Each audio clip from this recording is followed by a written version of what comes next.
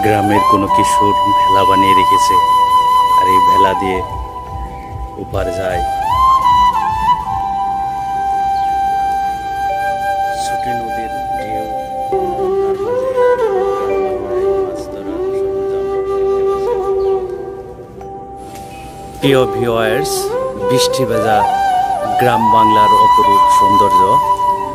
গুড়ি গুড়ি বৃষ্টি পড়ছে, আকাশে মেঘ, আর এই মেঘের সময় গ্রামের অপরূপ সৌন্দর্য সত্যি আমাদের সবাইকে মুগ্ধ করবে। সবুজের সমারোহ চারদিকে, গ্রাম বাংলার অপরূপ সৌন্দর্য যেন মনকে নাড়া দেয় এরকম সৌন্দর্য দেখে।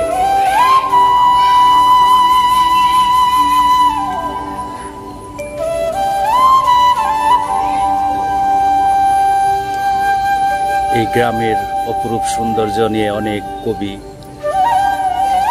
লেখক তারা অনেক কবিতা এবং অনেক রচনা করেছেন। আসলে গ্রামের অপরূপ সৌন্দর্য, বাংলাদেশের এই অপরূপ সৌন্দর্য, লাল সবুজের এই বাংলাদেশ সত্যি সুন্দর। এই রূপ দেখে অনেক বিদেশি পর্যটকও মুগ্ধ হয়েছেন আমাদের গ্রামের অপরূপ সৌন্দর্য।